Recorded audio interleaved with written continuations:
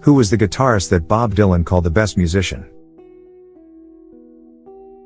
Bob Dylan has spent most of his life without many public appearances other than performances. His interviews are few and far between over the course of his nearly 60-year career, and he does not reveal meanings behind his lyrics.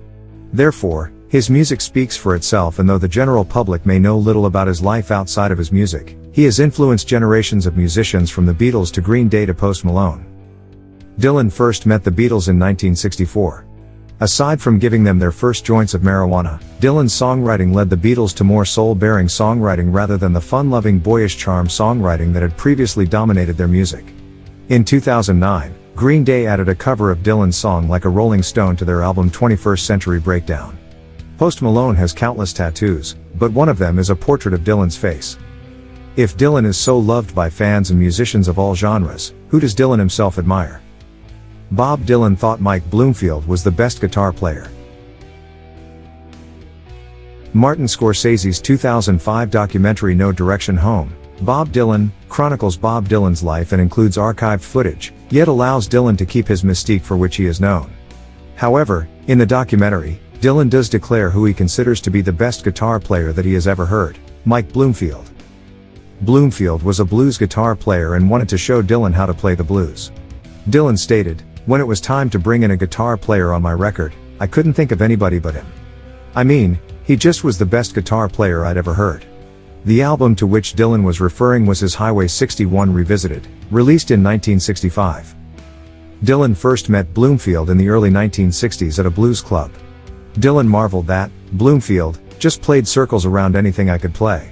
Rather than competing with Bloomfield, Dylan wanted to collaborate. The two remained colleagues for close to 2 decades. One of Bloomfield's last performances was with Dylan. Bob Dylan's loyal fan base was thrown for a loop when he brought out an electric guitar at the Newport Folk Festival in 1965. This was seen as a major deviation from folk music's values, those being the rejection of commercialized popular culture. Mike Bloomberg performed with Dylan that night in what is still remembered as one of Dylan's most well-known performances, albeit because of the outcry from fans who craved the authenticity of folk music.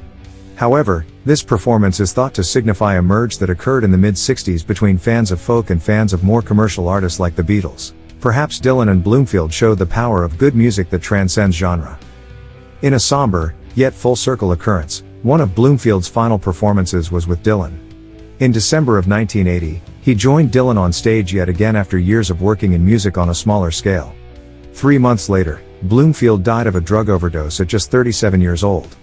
Another few decades later, Dylan referred to Bloomfield as the guy that I always miss. He knew all the styles. Dear viewers, do not forget to subscribe, like and comment for the development of our channel. Stay with love.